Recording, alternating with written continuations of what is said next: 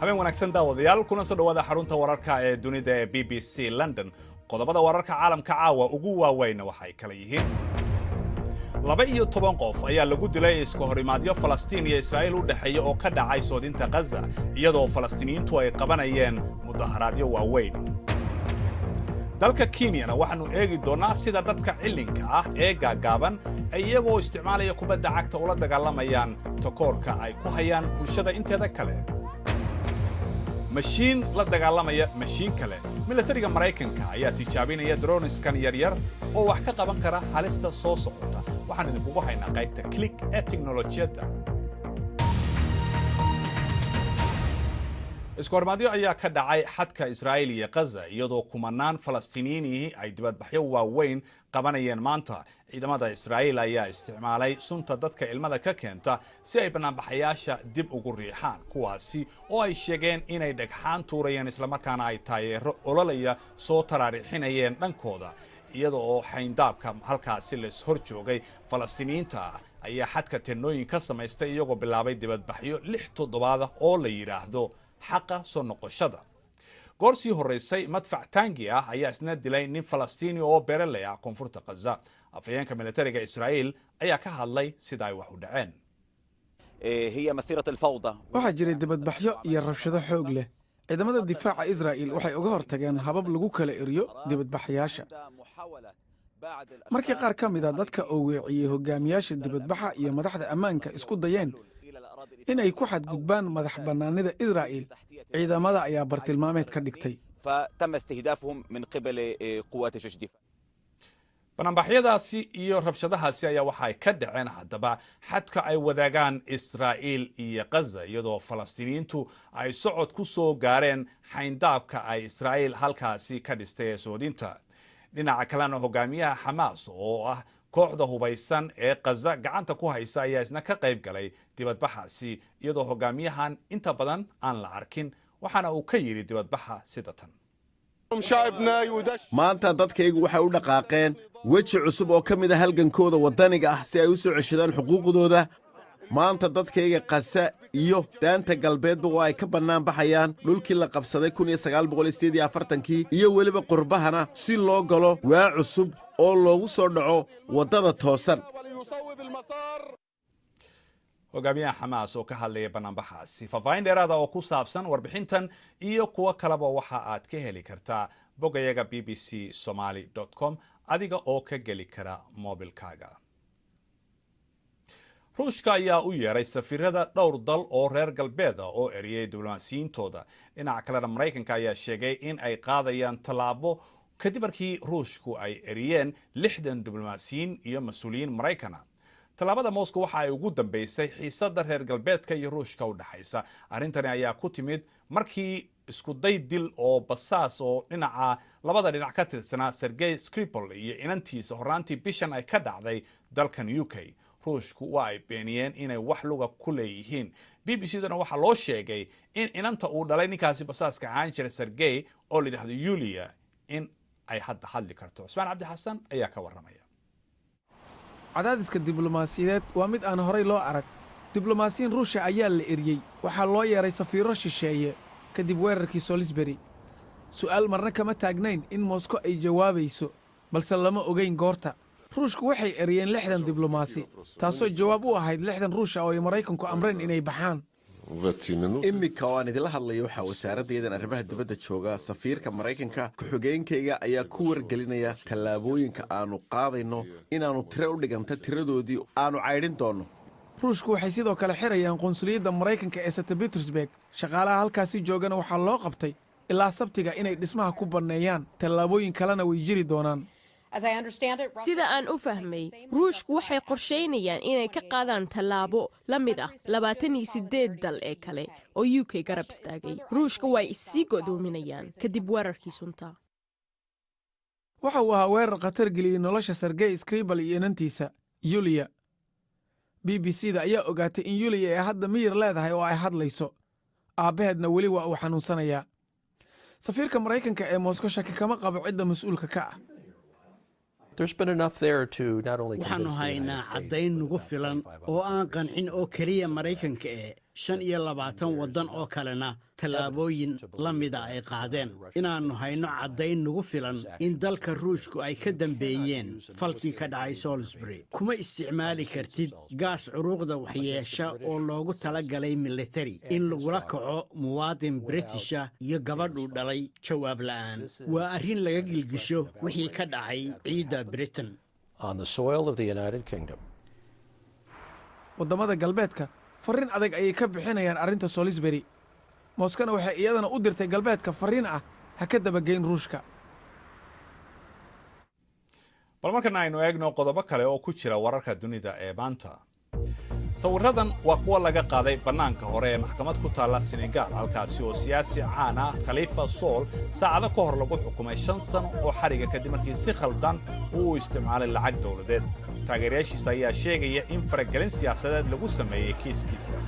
ninkan oo ah duqa magaalada Dakar ayaa loo arkayay ninka tartanka ugu adag uga iman doono Macky Sall doorashada madaxtinimada ee sanadka soo socda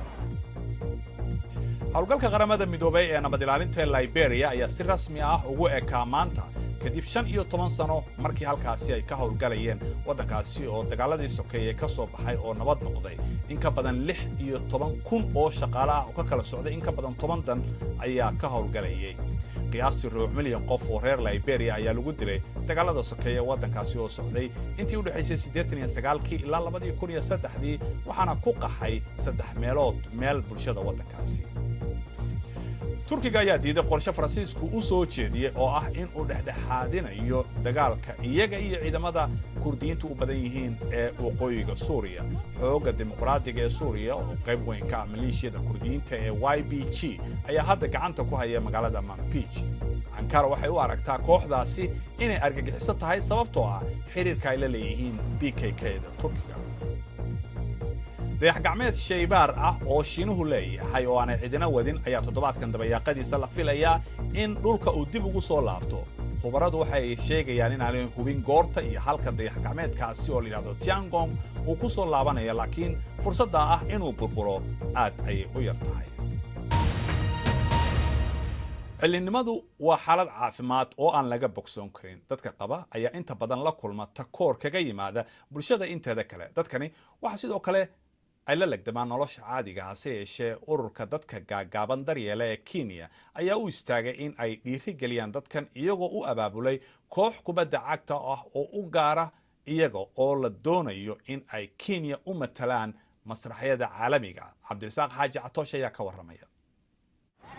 halkani waa garoonka ciyaaraha ee magaalada Nairobi kooxda Lion Stars ayaa tababarkooda isbuuclaha ah bilaabaya kooxdan gaagaaban ayaa ku nool duni loo dhisay dadka dhaadheer iyaga waa in ay la qabsadaan caqabadaha la soo darsa si ay ugu diyaar garoobaan ciyaarahooda soo socda heerkeenna marka loo eego kubaddeennu waa inay ka yaraataa middan balse Kenya waxaan ku isticmaalnaa kubadda caadiga ah maadaama aynan awoodin inaan iibsanno kubadda yaryar oo waan la daalaadhacaynaa middan hay-adda caafimaadka adduunka ayaa sheegtay in dadka cilinka ah ee Kenya ku nool ay tiradoodu gaarayso ilaa 3,600 oo dadkaasi ka mid ah ayaa dhistay naadi waxayna samaysteen kooxdan Lion Stars kooxda Lion Stars ayaa la ciyaari doonta kooxda Nairobi County Queens ciyaartooda saaxiibtinimo ee ugu horeysa ciyaarahanna tan saaxiibtinimo ee ugu horeysana waxay qayb ka tahay kuwa isxixiga oo ay ugu diyaar garoobi doonaan tartan Mareykanka ka dhici doona sanadkan kubadda cagta waa ciyaar caalami ah oo isku xirta qaramada iyo dadka kala midabka ah iyo dhaqanka dunidaba halkani kubadda cagta waxa loo isticmaalayaa inay u horseedo sinaan lagulana dagaalamo takoorka dadku marka ayna arkaan waxay ka fikiraan takooridda iyo dhibaatooyinka la xiriiro bulshada oo idil ayaa sidaas u fikirto laakiin waxaan rabnaa inay ogaadaan in inkastoo aynu cilan nahay aan wax walba samayn karno haddiina la siiyo fursad aan ku samayno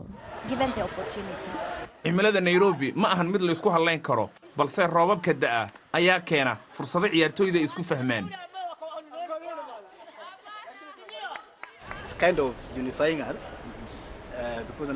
waa noociina midayn lahaa sababtoo ah waxaan ka nimid qaybo kala duwan oo dalka ah sida aniga waxaan ka imid Embu kuwa kalena meelo kale. Waxaan filayaa in kubaddanna midaynayso. kooxdan ayaan ahayn kooxaha kubadda lagu yaqaano uma ciyaaraan kubadda keliya inay xirfadahooda soo bandhigaan balse waxay u ciyaaraan inay beddelaan aragtida laga qabo dadka cilinka ah. isla kubadda cagta aynu ku sii jirnay xagga wararka ciyaarahana ciyaaryahanka kooxda Borussia Dortmund Michy Batshuayi ayaa dhaleeceeyay xiriirka kubadda cagta ee UEFA kadib markii ay tuureen eedayntiisii ahayd in la cunsuriyeeyay ciyaartii bishii hore ee kooxda Talyaaniga la yeesheen Atlanta. Batshuayi waxa uu sheegay inuu maqlayay erayo aan wanaagsanayn oo ay dadku ku qaylinayeen. UEFA ayaa Atlanta ku ganaxday $41,000 markii ay wax tuureen oo ay gooyeen meelihii laga baxay. Sebastian Minye oo ah tababaraha Congo Brazzaville ayaa ka tagay shaqada kadib muddo sanad ah oo uu leelinayay kooxda Red Devils isagoo qoonsaday wada shaqayn liidata. 45 jirkan oo bishii March sanadkii hore saxiixay heshiis 2 sano ah oo 1 kulan oo kaliya ku guuleystay 7 kulan oo uu hogaaminayay kooxda waxa uu sheegay inay kala duwan yihiin damaciisii iyo waliba inuu horumariyo kooxda iyo falsafada xiriirka kubadda cagta ee Congo.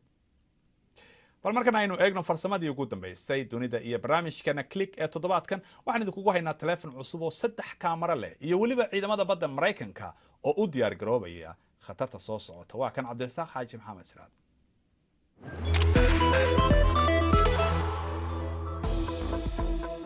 jarmalku waxa ay soo jeedinayaan tiknoolajiga gaadiidka aan dareewalka lahayn inaan faraha laga qaadin kadib markii shil xum uu ku dhacay gaari Uber dalka Mareykanka. dalku waxa uu qorsheynayaa tijaabooyin dheeraada in la qaado si markaa basas iswada dadku caadi ay u raaci karaan.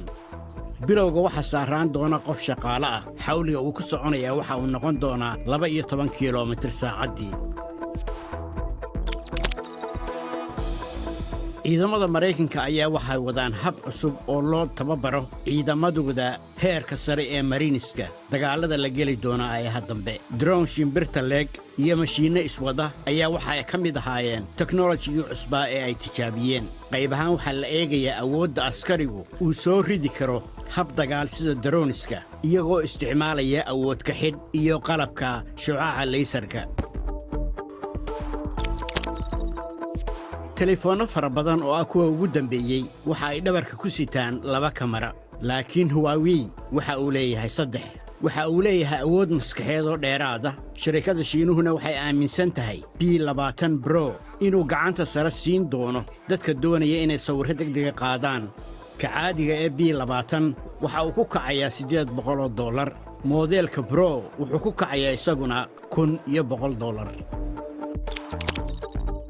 robot ciyaaraya kubadda kolayga waqtigii kala bar la joogay ciyaar kuwa caadiga ah ee kolayga ee dalka Japan. robotka oo dhererkiisu yahay 190 sentimitir waxa lagu magacaabay Q. dhammaan kubadihii uu tuuray kolayga ayuu ku riday. ninka isaga la tartamayay oo ahaa bini'aadmi ciyaara kubadda kolayga 2 jeer ayuu la waayay isagoo isticmaalaya mashiin cusub dhinaca teknoolojiga. Q xirfadiisu waxay ahayd mid aad iyo aad dheeraad u ah.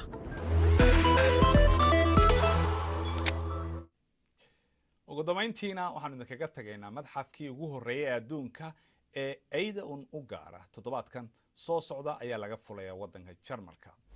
waxaana loogu dabaaldegayaa sida la sheegay midka ugu da'da weyn ee nooc ka mid ah ayda iyadoo markaasi lagu soo bandhigi doono in ka badan 200 oo nooc